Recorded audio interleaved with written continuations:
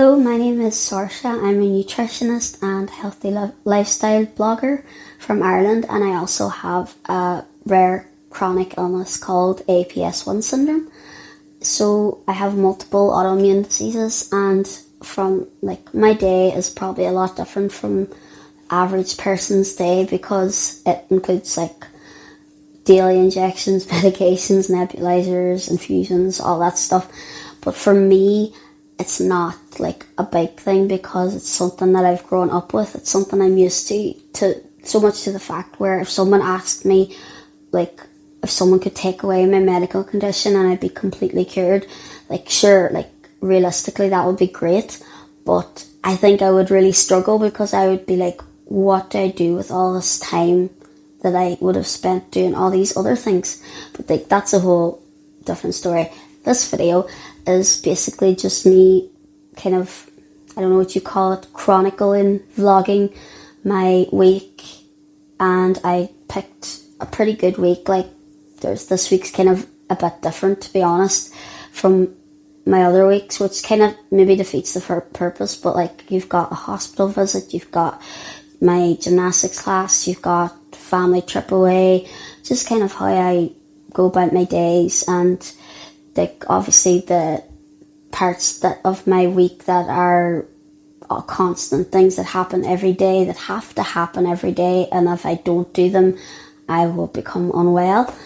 So yeah, hopefully you like it, and let's get started on the video. So this is going to be my morning routine. It's the same every morning, so I'm just going to film it once. I wake up, I take my medication, I disconnect from my tube feed, which I'm going to do now. I take my injections, and then normally, depending on whether I've been on my tube feed the night before or if I've been on just fluids, I don't really have breakfast if I've been on the tube feed because I've basically got my food during the night. With the fluids, depending on how I feel, I'll have some breakfasts.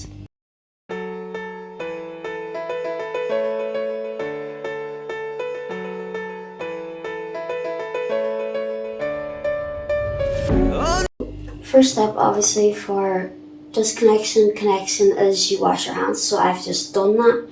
I'm now going to clean the table. I am connected to this, so I have to not trip over it.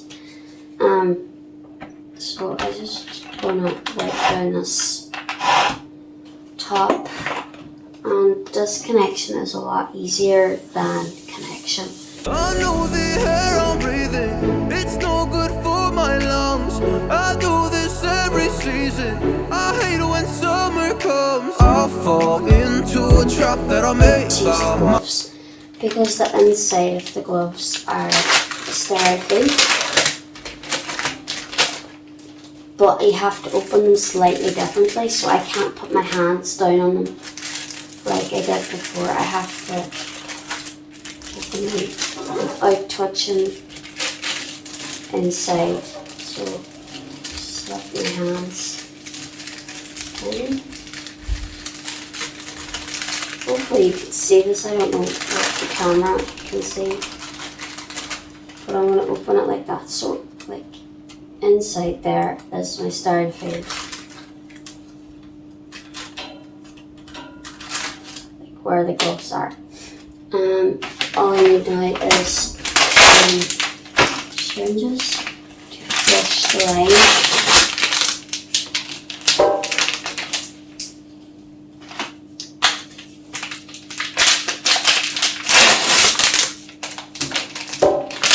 And this is heparin.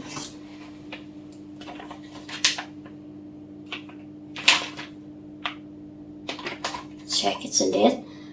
This is heparin, so it's kept in the fridge. I took it out this morning. It's an anticoagulant. It's supposed to stop blockages happening in the line because the TPN can be quite thick. And then I only need 2 of these when I'm disconnecting, so one to hold and one to twist.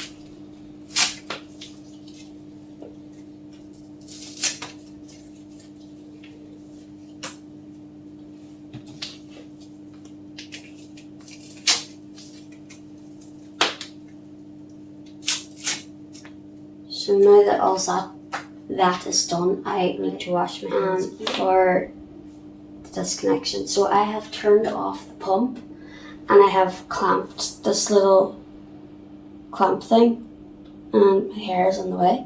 Great. Okay, so I've clamped the little purple thing, so everything's shut off. So I'm just gonna lift the glove, so the folded part, and slip my hand or pull my hand in, and then so now this hand I can touch these things, and kind of see I'm just slip the other hand in, and you can pull it up, and now I'm going to just open these, so you have to kind of pull them back a bit and get the bubbles to the top and squirt it a little bit, because you don't want any bubbles in your line. I don't know why I took the top off there. And the same with the pattern, except you don't have to pull it back. You can just push a little bit and open up the wipes. I just like to have everything set out ready. So first step is you're going to grab the line and hold it like that. Take the other wipe and twist it off. So you can throw that.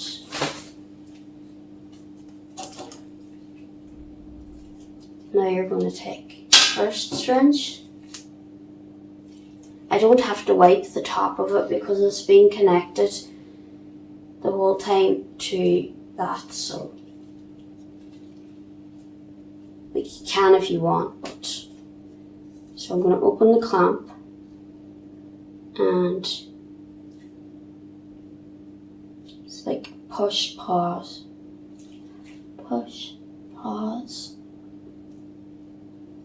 and clamp and through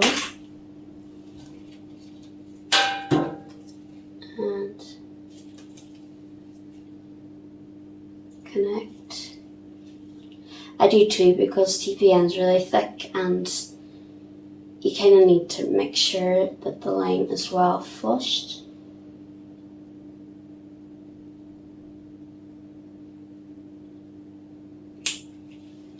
And now for the heparin.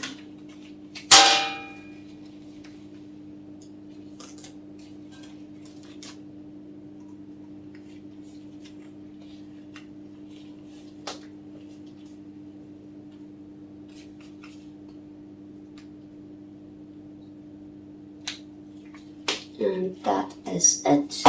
And normally I have little green tabs that I put on top, but I don't have them here today. And I'm so sorry, but I'm not able to slow down now. So now I've packed, I've done my list of medication. I want to work a little bit on my dissertation before gymnastics, which is this evening at 7. I have to leave at 6 to get there. So I normally start getting ready like about 5:30 because I did do a post on Instagram a while ago that I have alopecia and I wear wigs. So for gymnastics, I need to like surgically glue the wig to my head so it doesn't fall off, because as you can imagine, number one, you get really sweaty, which is gross but true. So like tape is pretty much useless. Well, the tape that I use just doesn't stick on.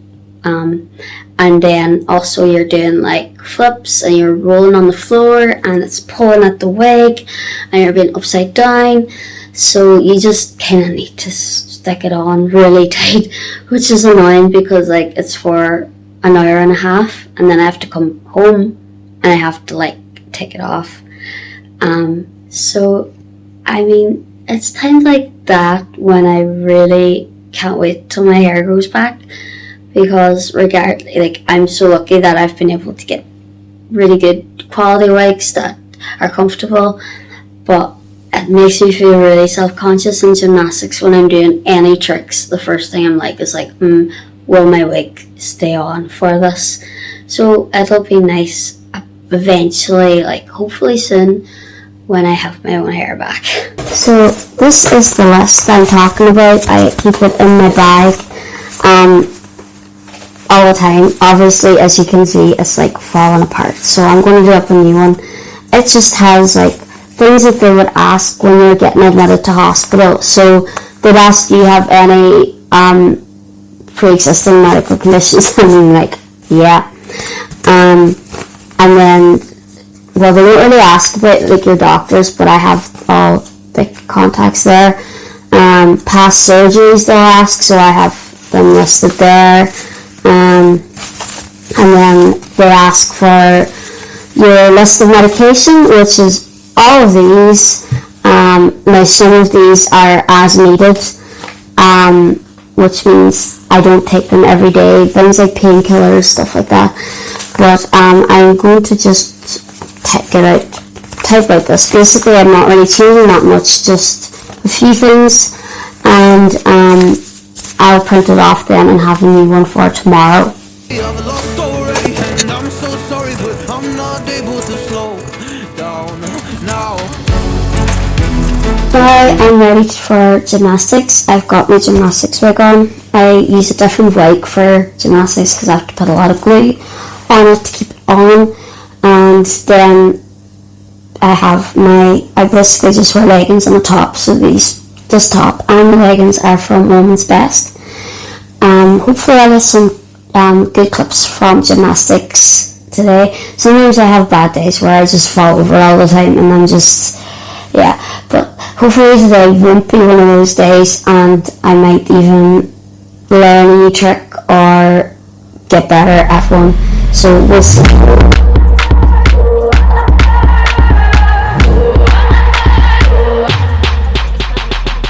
Your body's poetry, move your body for me.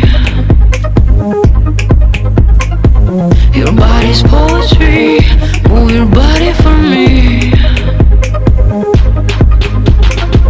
Your body's poetry, move your body for me. Your body's poetry, move your body for me.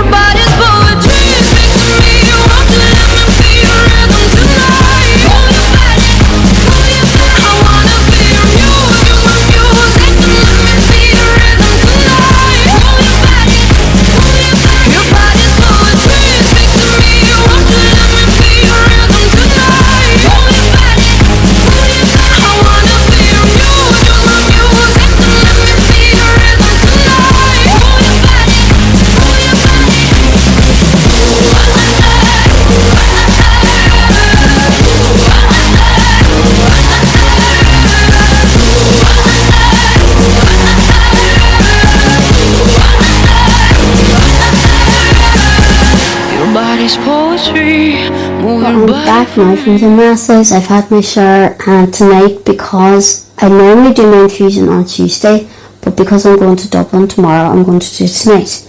My infusion is IVIG, intravenous immunoglobulin.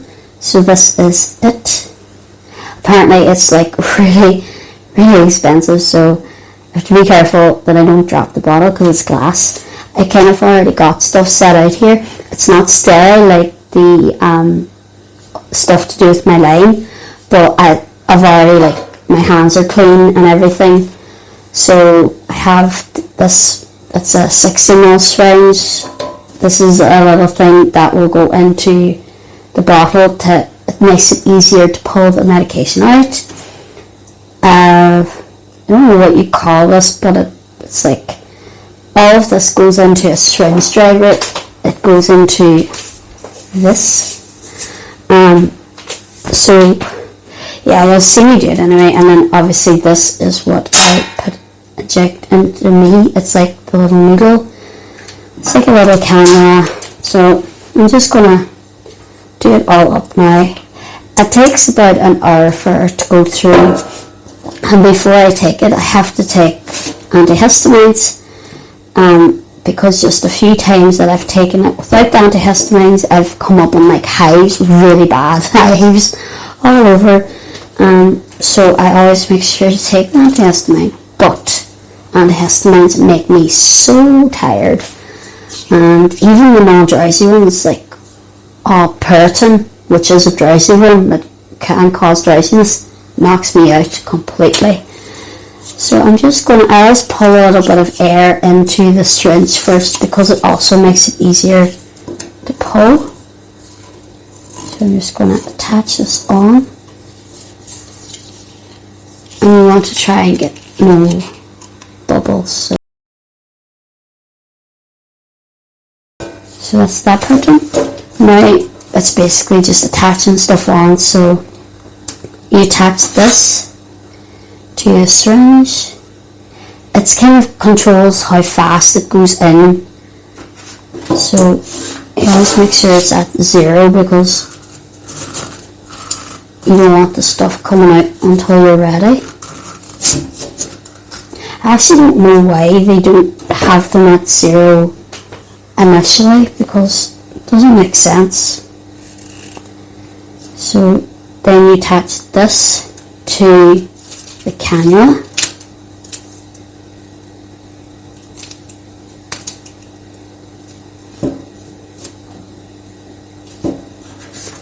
And now you're going to run it through the line. So I put this to about a 4.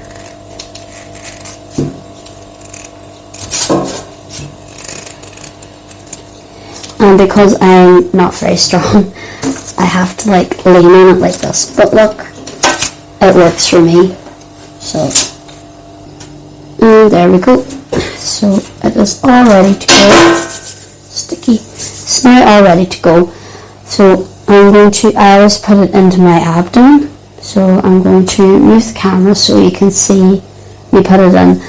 I should, like, there's a lot of warnings in this video. Warning, if you don't like needles or squeamish or whatever, look away now. So this is the syringe driver I was talking about earlier, and it's what pushes the medicine, the IVIG, in. It doesn't have any, like, it's not like a machine. I don't actually know how it works. I think it's got like springs inside it or something. But first I have to put it like this, and then basically the syringe is going to go into it. But before I do that, I have to choose the spot that I'm going to put it in. So like I said before, I always use my abdomen. And just make sure it's turned off.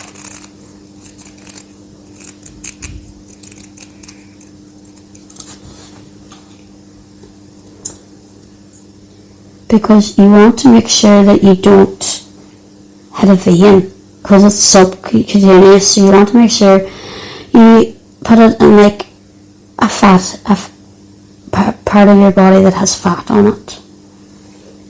And no, it's not bad to have fat on your abdomen. It's completely natural.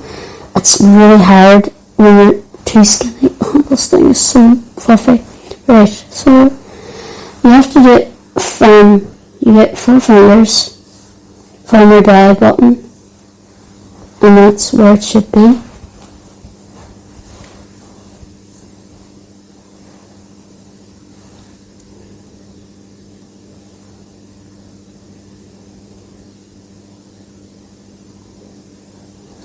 So that is it in now, and put the plaster on.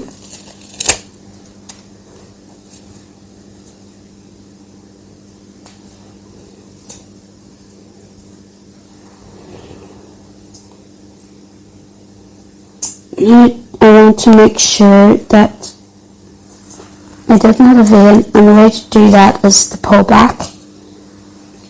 So I'm just going to put this to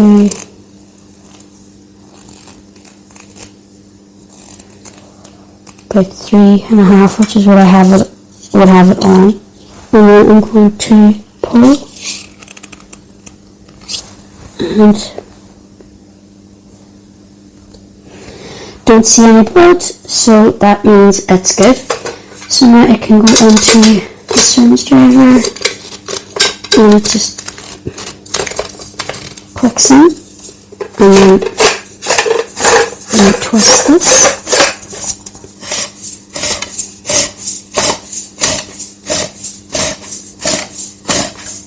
And you can already start feeling it coming in.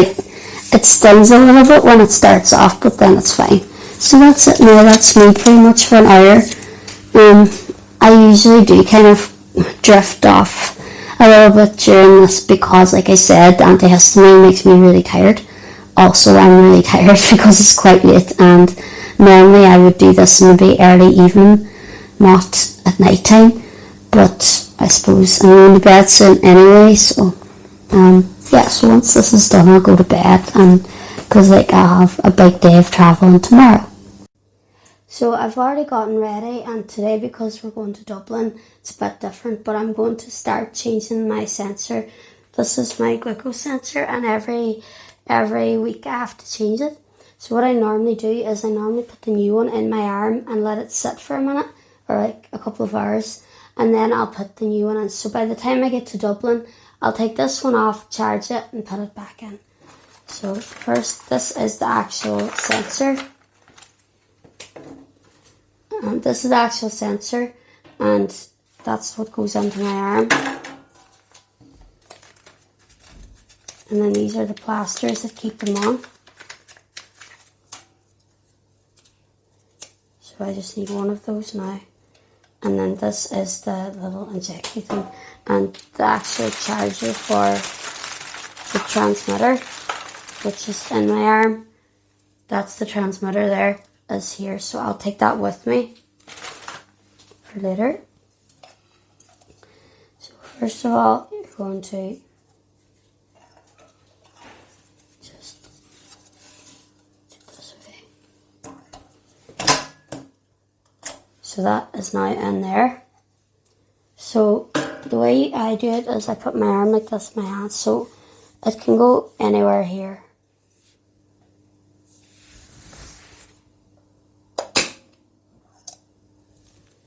Now you have to get like a little bit flexible.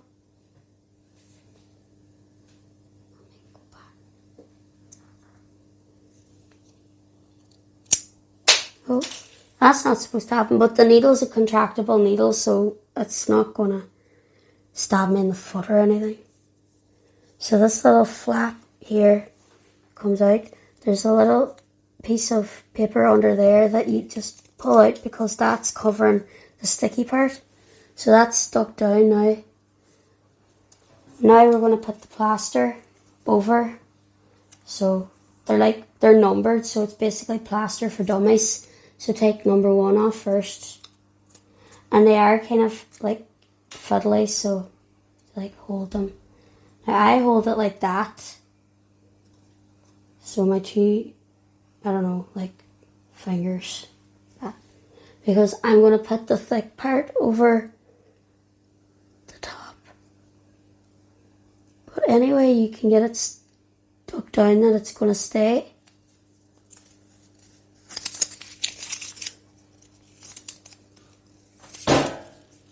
So that's part one.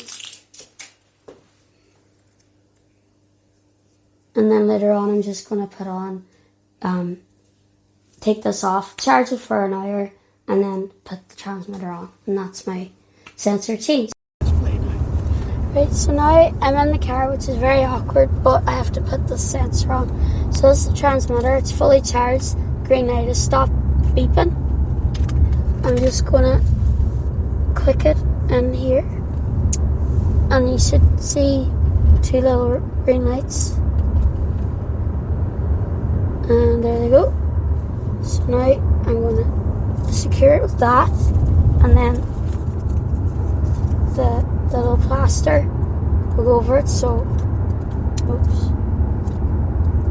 I'm going to put the thick one down the opposite end this time to secure it all. Oh, it didn't stick.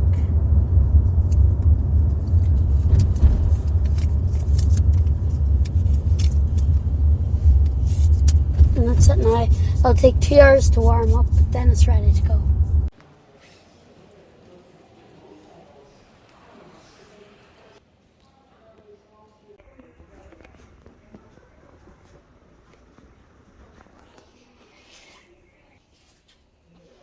I'm finally in my room that I've been waiting for.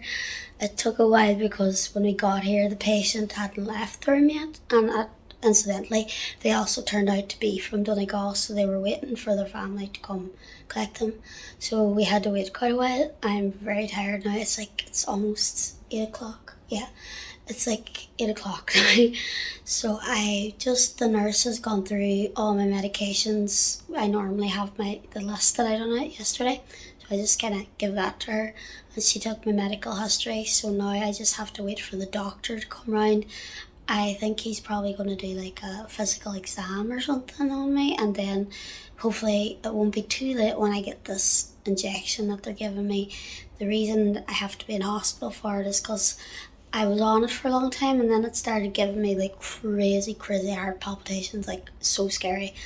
So I said I would go on and try it out again, but I wanted to be like with medical people. Now, I didn't think that they would put me in overnight stay in the hospital. Like, I would have kept my mouth shut otherwise. But I suppose it's better I'm in here in case something does happen. But I think I should be okay. Mommy and Daddy's gone to stay in their nice fancy hotel for tonight. So, yeah, I'll be getting pictures of like the breakfast from Daddy in the morning. So hopefully tonight goes well and the injection's fine, because then I'll get back home tomorrow. So it's now 20 past 8. I've actually been awake since 6 because apparently that's when they come in to do your medications in St. James's. And I was just like, sorry, I don't take my medications at 6 o'clock. I take them at 8, which is a big fat lie because I take them whenever I wake up, which is not normally, usually 8 o'clock. I'm awake now though, and I'm going to have some breakfast. So toast, peppermint tea. If you've ever been admitted to hospital or been in hospital, you need to try hospital toast. I mean, hospital food gets a bad rap, but hospital toast, there's something about it. Don't like go and get yourself admitted to hospital just to get hospital toast though. Hopefully, I was supposed to get the injection that I'm actually in this hospital for yesterday, but then apparently I'm not getting it till today. So hopefully I get it early today, because otherwise I'll be in for another night and I don't want that. So it is now 20 past 2. I've got the injection. That's one good thing. Have had no heart palpitations. 2 good things. Have to wait until this evening, afternoon, I don't really know what the difference is, for the doctors to come around and discharge me, hopefully. I can't see why they won't unless something happens between now and then, so I'm I'm trying to be very good. The thing about hospitals is I find I go into them like just to get a procedure done that's completely planned, and then something else goes wrong. So I'm hoping that doesn't happen. All I've been really doing is I've been working on my dissertation, reading a little bit, watched a little Netflix. Can't really leave the room, not really supposed to anyway, because my immune system's not great, so they kind of keep me in here. There's not really much I can do, just wait. That's basically, if you have chronic illness or you understand what hospitals are like, they involve a lot of waiting. Things never get done quickly. So if you need something at a certain time, ask for it like a few hours in advance. It's like the nurses are so busy and they obviously have to prioritize things, which is why I like to take in my own medication, do that myself like I do at home, to as much as I can. Obviously I have to give things out to them in the fridge, so I have to get them for me, so that can hold up time sometimes, but I try to keep things as normal, like do things myself like I do at home. It's not always like, sometimes it's against hospital policy, which I think is silly. I think hospitals' policy should be changed in a way that if you do have a chronic illness and you're used to looking after your own medical condition yourself, your own tablets, your own, like all that stuff, you should be allowed to keep them in your room in a safe, secure place. Now, if you're at a ward with other patients, I can see why that can't be, but if you're in a single room, there should be no reason why you can't continue doing it the way you did at home. It makes life so much easier for the nurses as well, because they just have to come in and tick off that you've taken the medication, and it'll make life easier for you because you're not waiting around for medication.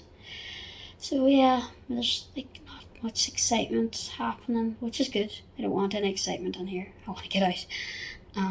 Yeah, so that's it. So quick update, I'm getting home. It's 4 o'clock, but I'm getting home. The doctor came around and said, preferably we would like to keep you tonight. But I said, it's okay.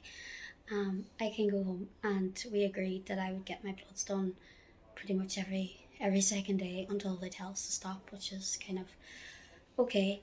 So now we're just packed and waiting now for them to do the prescription and the discharge, which could take a while. But hopefully everything will be done quickly and I'll get out, because otherwise they'll keep me here because they seem to like me a lot.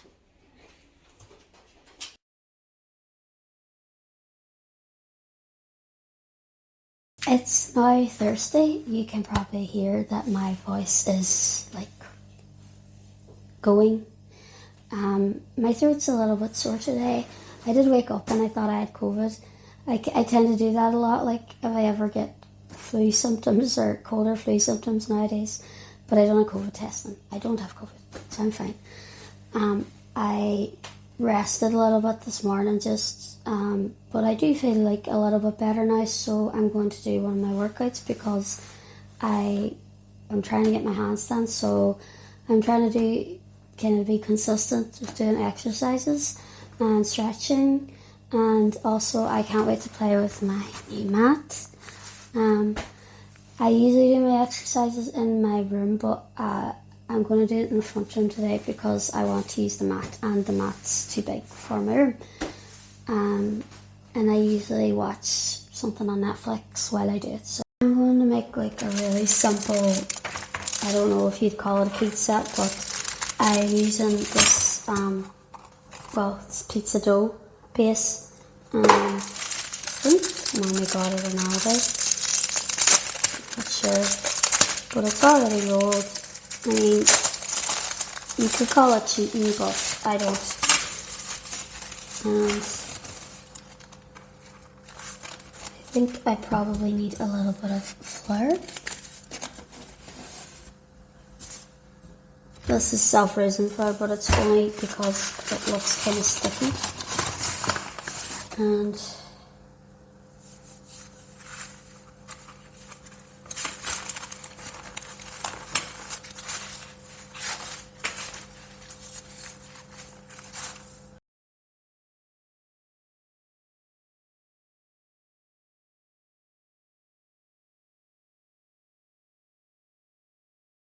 it's like a square circle, but my arms are tired, so I'll have to do.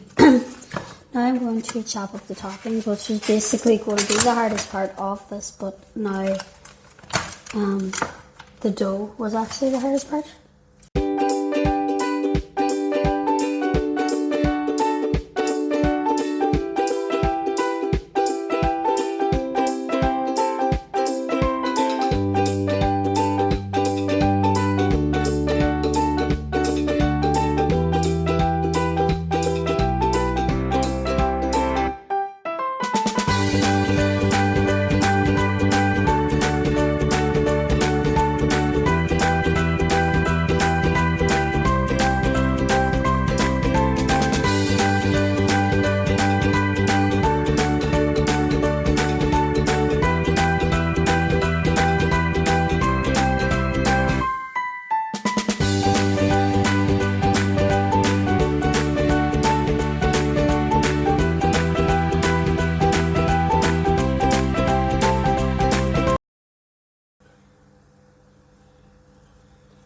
And I have the oven preheated.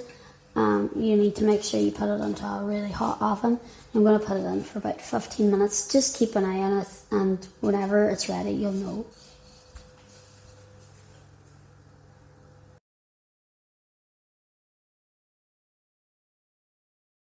I had my pizza, and to be honest, it was like 5 out of 10. The dough was very doughy, so I probably wouldn't recommend that again.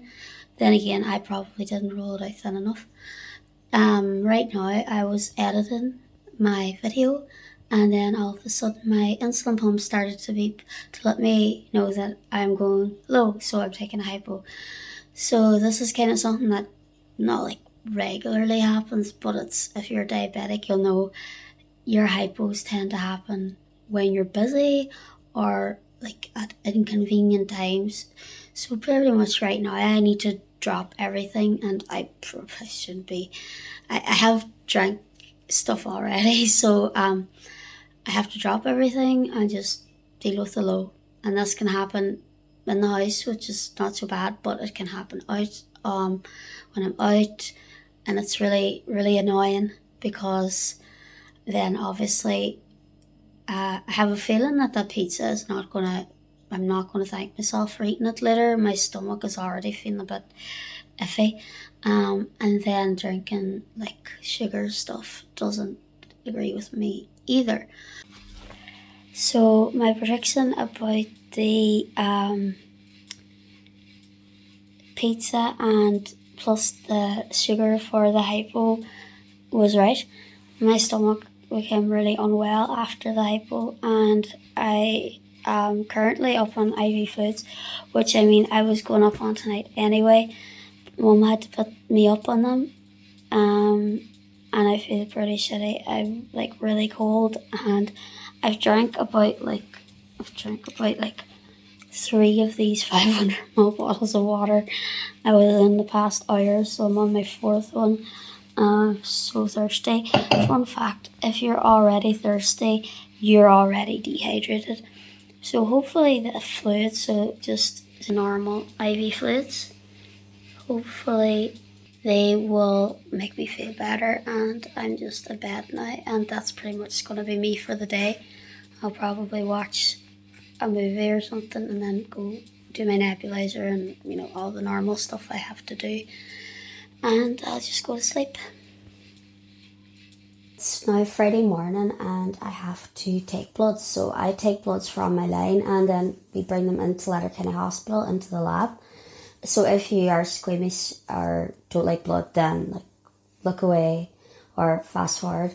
But it's basically the same procedure as putting myself up on TPN, disconnecting, all that, anything to do with the line is completely sterile technique.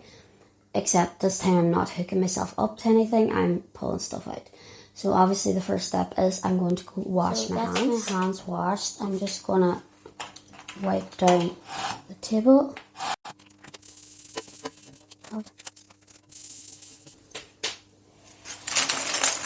And like I said, it's the same as connecting, disconnecting, although I do Sometimes I use a dressing pack, sometimes I just use the inside of the gloves, like when I'm just connecting, but I like having a little tray for when I'm doing bloods because you can put the waste in one part and the actual blood in another so you don't get mixed up. And syringe. The syringe is to flush it afterwards, but also I find sometimes that my line, it kind of sticks, so if you flush, like push in and pull back, this will all make sense whenever I start doing it. Also, sometimes if the blood won't come out, you have to like move. There's different dances. There's like the chicken dance. You can hang upside down on the bed, which I have done. It's very difficult when you're taking them yourself though. If somebody else is taking them, it's easier. What else? Jumping jacks.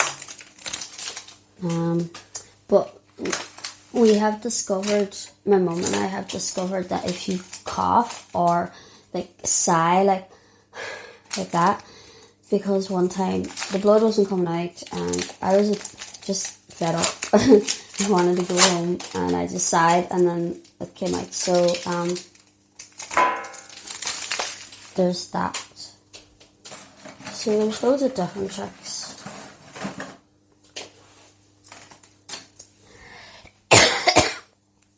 And update on the throat. It's still sore, but I don't feel like I have a cold, so I don't know what's wrong with me. But my voice is a bit stronger today.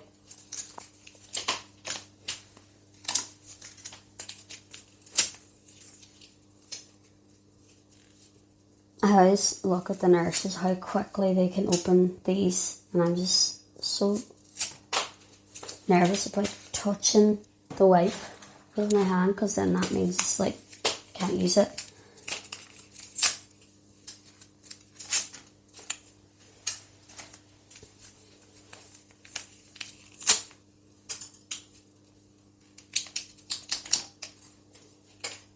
And I think that should be enough.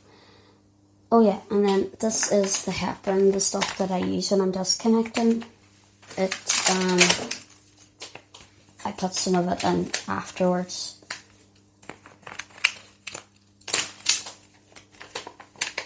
So that is everything. Oh yeah, and gloves.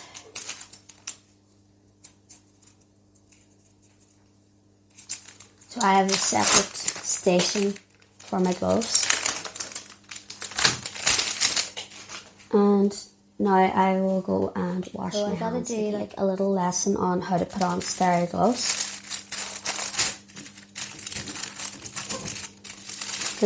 The idea is the outside of the glove. You can't touch the outside of the glove with your hand. So the gloves are normally folded over.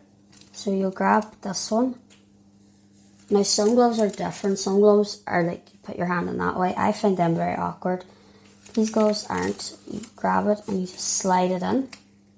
You can see there's like a fold there. Now this hand, you can touch this glove anywhere because this hand is sterile. So you just grab it, slide this hand in here. And now you can just pull it up and pull it up. There we go. Oh, yeah. Right, so I had my little like red lumen out, but now it has gone back into my t-shirt. So I have to get it out. But I can't touch it with my gloves. So this is like the downside of doing it by yourself. Because so I'm going to use this to grab my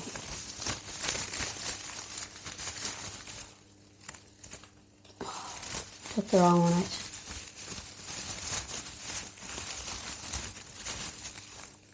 Right, well, I've got the two of them out.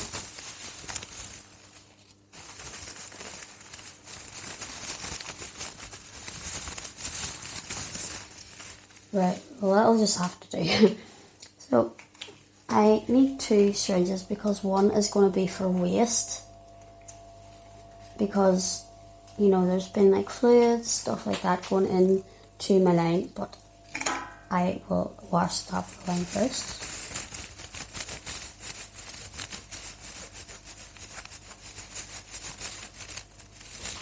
And then just leave it to dry. So as you can see, I'm not touching the lumens because they're not sterile either. I'm holding it with this blue thing, and it should be dry now. So this is going to be my waist. Now hopefully the blood comes out first go. I think it might, because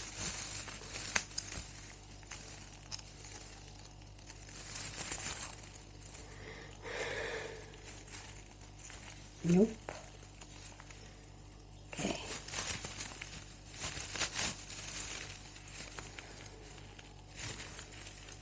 Right, so it's not coming out.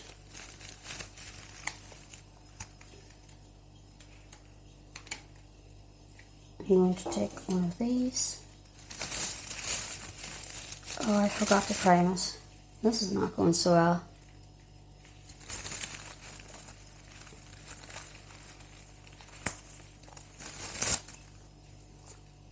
Now I basically have to do everything one-handed. So what I meant by pushing in, so I know it's going to go in, and then just pull back. So there, blood is going. So it is working. That's good. I don't need that anymore. I will throw it there. Now I can take this again and try again.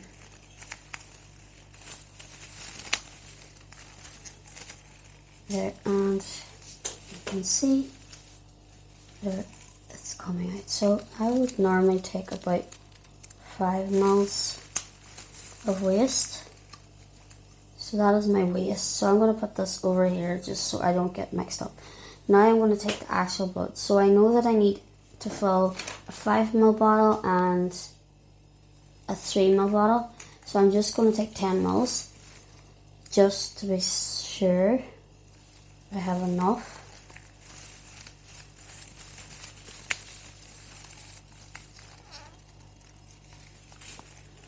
It is a little bit stiff today normally. Also, these are bigger syringes. I usually use 10 ml syringes.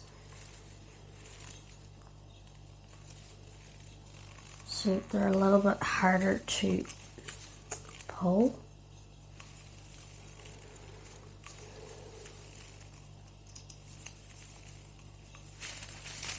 Nearly.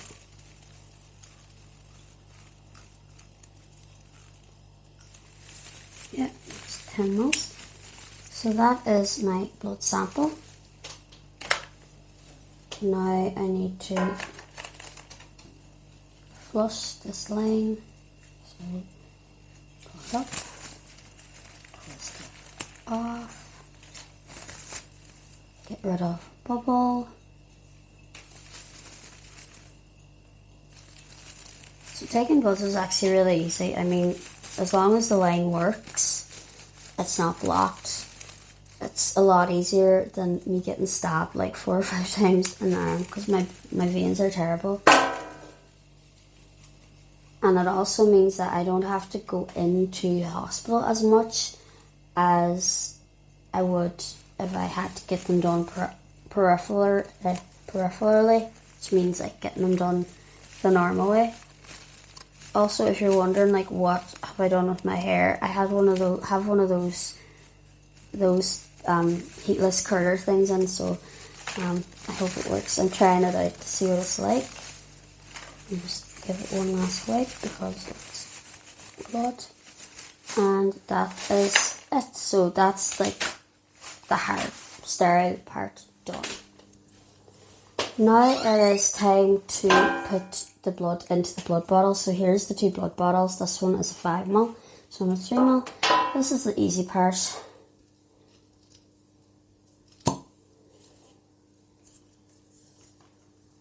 So I'm just going to, there's like a black line that you have to get it up to.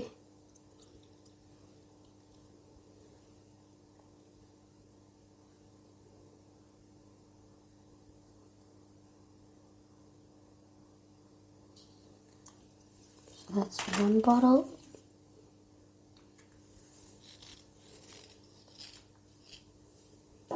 And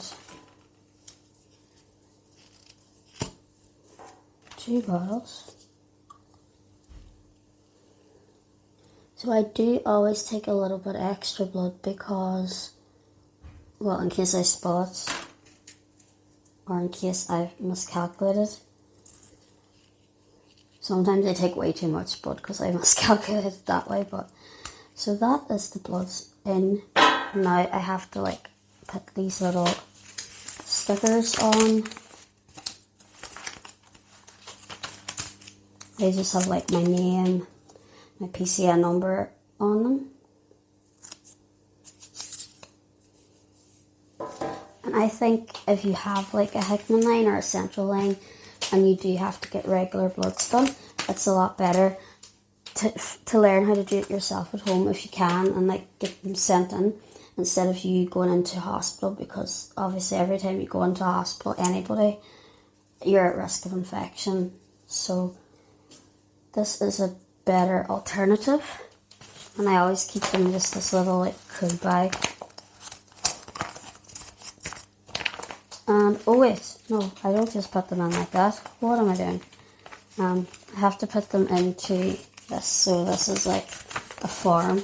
So I'll fill that out and then I'll just put them inside, and then I put them into the bag, and that's me ready to go. Usually every week me and my mum watch Outlander on the big screen, and when I mean the big screen, I mean I have a projector. So there's nothing on the wall right now because it's not turned on, but basically we do it in style. It's like a blank screen now because it's not plugged in, but we are experiencing what's called a Droughtlander. If you're an Outlander fan, you'll know what that means.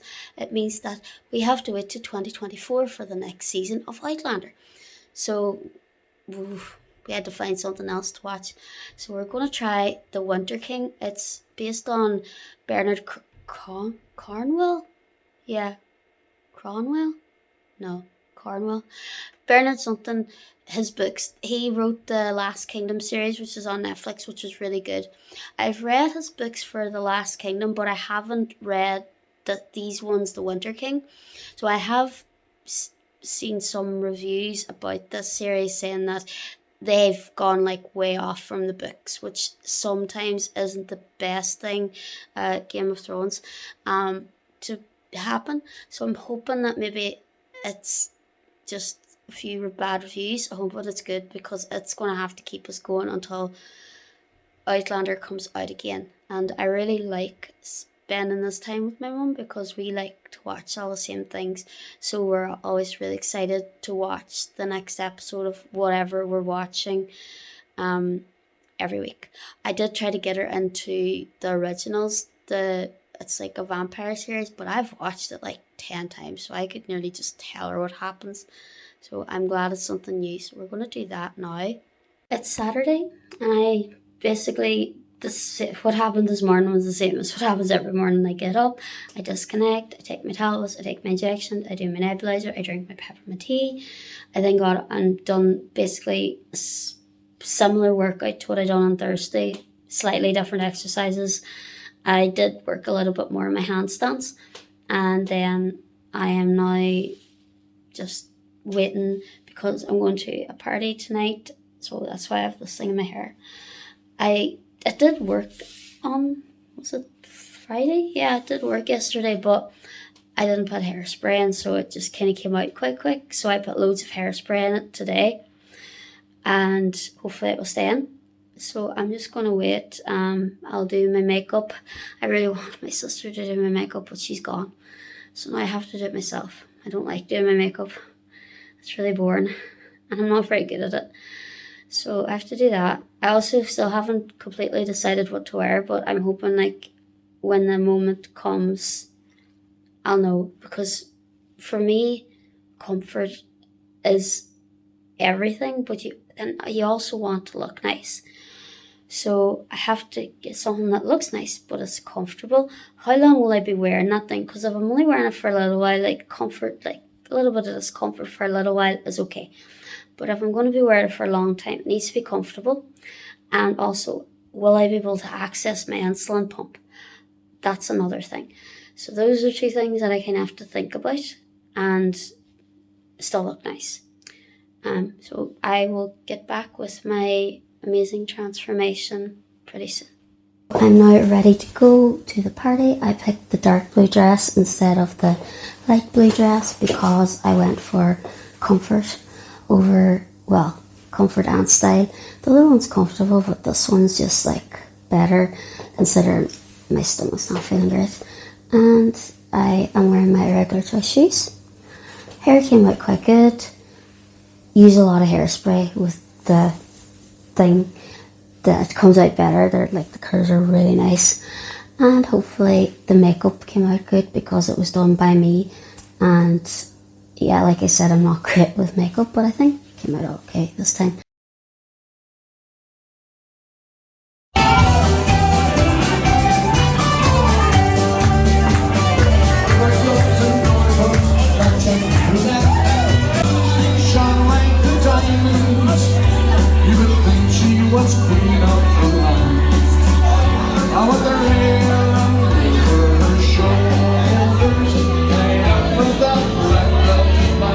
So it's now Sunday morning and last night was a really good party. I'm quite tired now because we didn't get back like after 12, and then by the time I done all the nebulizer stuff, it was like after 1 o'clock before I got to sleep.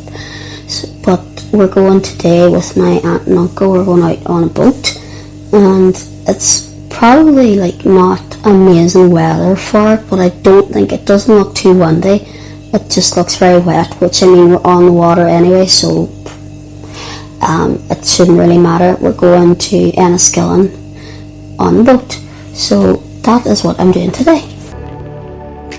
I'm unstable and I'm unsteady. I've lost a million times already, and I'm so sorry, but I'm not able to slow down. I feel unable and so unworthy. My heart feels heavy. I'm lost already, and I'm so sorry, but I'm not able to slow down now. And I'm so sorry, but I'm not able to slow down now.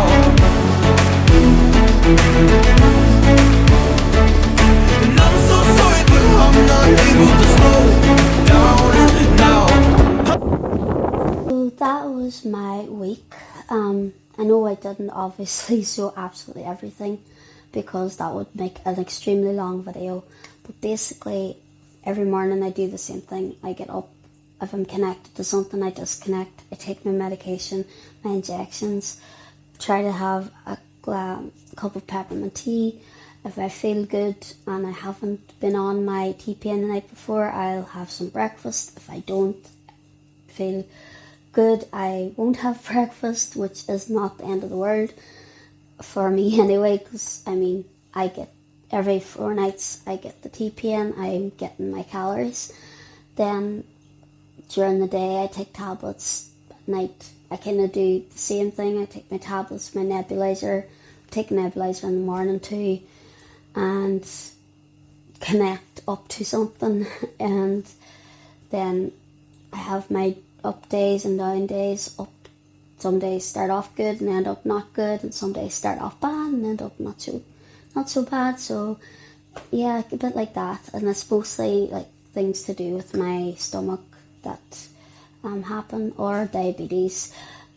There's a few nights there, obviously I didn't film them, that I took like a hypo during the night, and I'd be up from like 2 o'clock to 4 o'clock in the morning, but I was not going to get my camera out and start filming myself then, because that would have made for some fun viewing, me having a hypo at 2 o'clock in the morning.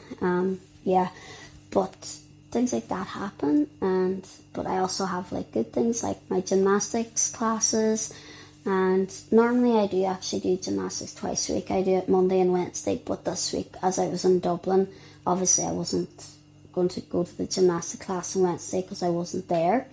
And then also on a Sunday morning, I actually usually do an online active stretch class with Tribe Fitness, which is based in Dublin. But today, as we went on a boat trip with my aunt and uncle, and I didn't do that obviously because I went on the boat, which went really well. I'm exhausted now because the party yesterday went on really late, and then I get so relaxed around water, whether it's on the beach, on a boat, whatever. I find it hard to relax in general, but if you put me on a boat or put me on a beach, then I'm just so zen out. I actually slept on the boat, and I never sleep during the day unless I'm sick, so it felt nice to have a little like power nap during the day, and it went really well. We went to a really nice place to eat called Franco's, and I did take a picture of what I got to eat, but only my starter. I forgot to take a picture of my main because it looked so good. I just started eating, and then when I remembered, it was already gone. But Franco's in Enniskillen is definitely a place to go if you are ever in Enniskillen. And that was just my week, and basically anybody who has a chronic illness will know that every 1 week to the next is pretty much different, but you do have your things that you do every week. So like for me, every morning, every night I take medication, and I take my medication during the day. Then once a week I have to do my IVIG infusion. At nights I go up on TPN, so those things are like stable, they have to happen. Then other things like I do, like my gymnastics class, going on trips with my families, obviously the odd hospital visit as well. This doesn't happen every week. The things I do around the house, like workouts, they are also dependent on how I feel, but I do try to be consistent with them as well.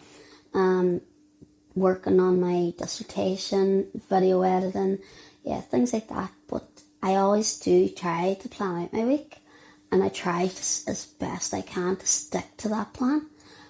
And because a lot of the time you might think you don't feel well, and maybe you don't, but you find if you keep going, like doing stuff to take your mind off it, it does help a lot.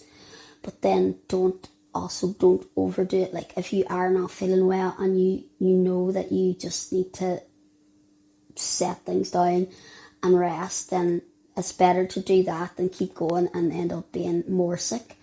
So that, and yes, that's my week in the life. When I picked this week, I thought it was a good idea because I was like, well, there's pretty much loads happening this week, so there'll be plenty to video. And then I was like, halfway through, I was like, I just realised I have to edit all of this. So I've hours and hours of footage that hopefully when you're watching this video, I will have done a good job at editing it down.